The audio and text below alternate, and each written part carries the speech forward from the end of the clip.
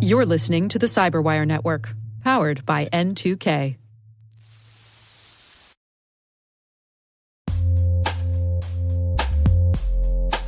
CISOs everywhere invest huge amounts of time and money to defend against external threats and protect sensitive data stored inside their organizations. But how do they protect sensitive data that's constantly being shared outside with others? The answer is data-centric security from Virtru. It's affordable, simple to deploy, and integrates elegantly with the collaboration apps you use every day, like Google Workspace and Microsoft 365. Trusted by more than 8,000 organizations, you can try Virtru for free. Just visit virtru.com/cyberwire. That's virtru.com/cyberwire.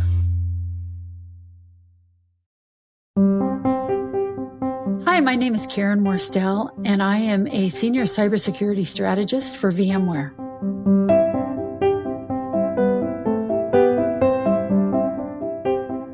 You know, when I was a kid growing up, the thing that I recall is cybersecurity and computers were really the furthest thing from my mind, because I really believed that I would be a Barbie doll dress designer. I'm 98% right-brained. I think in pictures.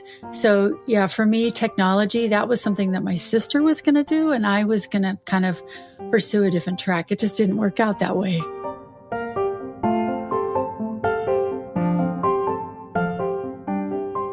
You know, as I was coming up through school, my father was always a tinkerer. My father was an inventor, as was my grandfather and both of my brothers. And so I was always exposed to science. We went out at night and we looked at the stars through the telescope, and I was very interested in all of that. My difficulty was that I didn't speak the language of science, which I have to say that that was something that I overcame later. And it really was thanks to the modeling of seeing, you know, people who were inventing things and tinkering with things. And I think my first computer, my hacker brother was the one who brought that over. It was a TRS-80 Model 1. So that was really what got me started in computers.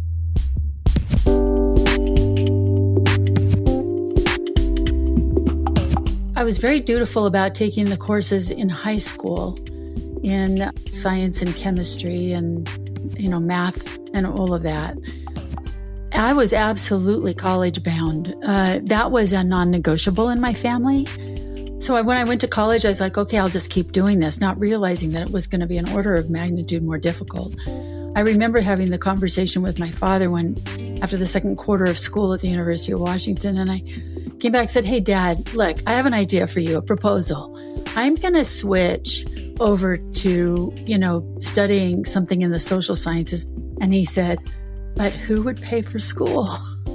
So I kind of acquiesced, and I managed to finish a bachelor's degree in chemistry and a bachelor's degree in molecular biology. And I have to say, I am so grateful today that I did that.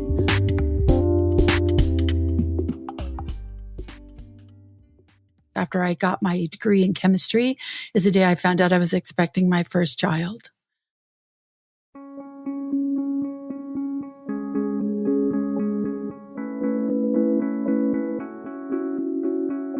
And so I was working as a biochemistry lab assistant at the University of Washington Medical School, but I had to drop that job in order to be able to to care for my daughter.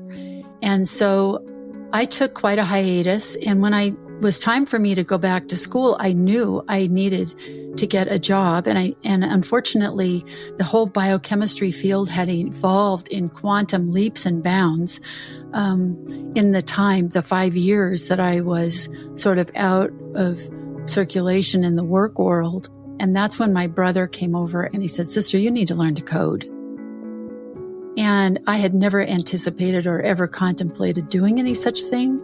But with his help, I started teaching myself programming and found out that I was very, very good at it and really liked it. And that's what got me my first job. And I was hired as a security analyst into the Boeing company, and it went from there.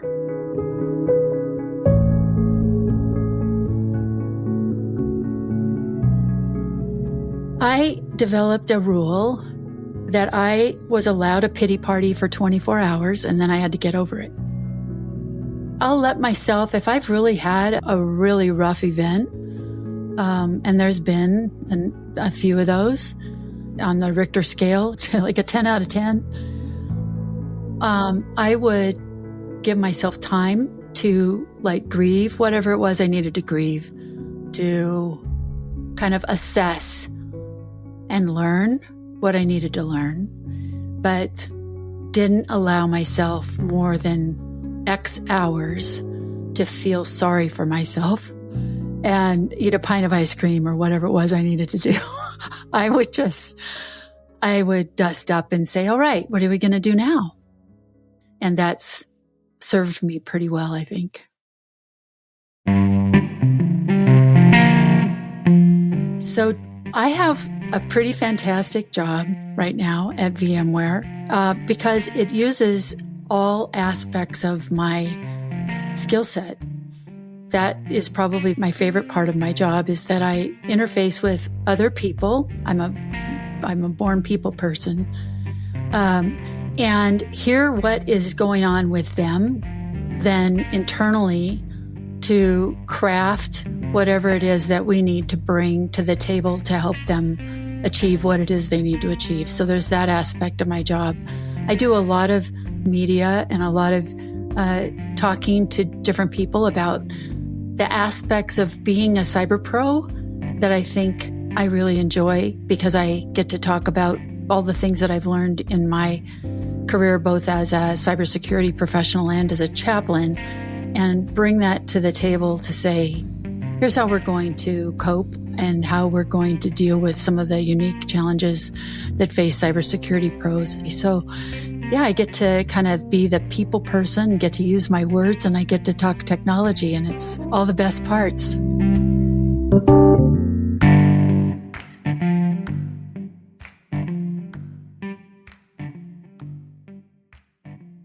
There was a thing that happened that drew me back into the tech sector and into cybersecurity.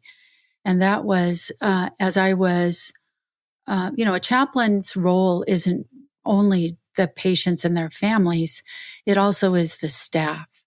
And I think it's fairly well known that burnout among medical professionals is at an all-time high. And the more time that I spent really diving into the effects of trauma, of secondary trauma, of moral distress, and all of that, and the burnout that came out of all of it, was that I saw similarities between the symptoms of that kind of burnout and distress in the medical community, and saw that it was the same as what I was observing when I worked in the technology sector and with the cybersecurity community. And there's a principle in chaplaincy. Chaplaincy is something that was developed like in World War I, that the chaplain doesn't sit in their field tent waiting for the soldier to make an appointment. The chaplain goes and sits in the foxhole.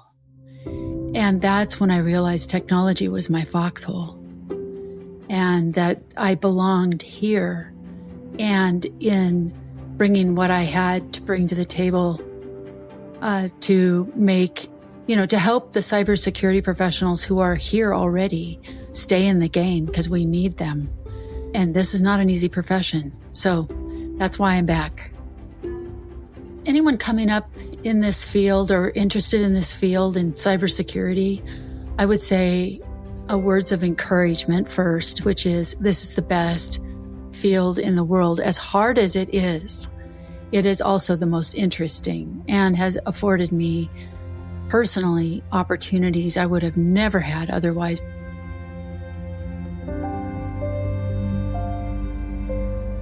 Know yourself. And I learned this as a chaplain. You have to know yourself, know what you want. The quality of your work life, the quality of your professional life is tightly wound around your inner life, and make sure that you are paying attention to that. Know where you plant your feet. I used to use a phrase a lot that said, don't be afraid to take a stand, but know where your feet are planted.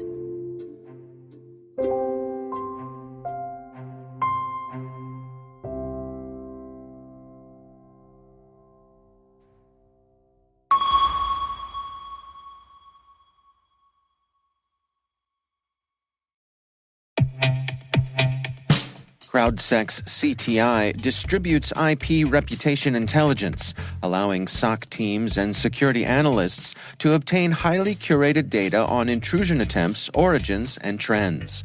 Sourced from a large network of real users from all over the world, operating a large variety of services and apps, CrowdSec's CTI provides actionable data and clear insight into cyber threats, allowing for a faster response as well as resource development and allocation. Find out more at crowdsec.net.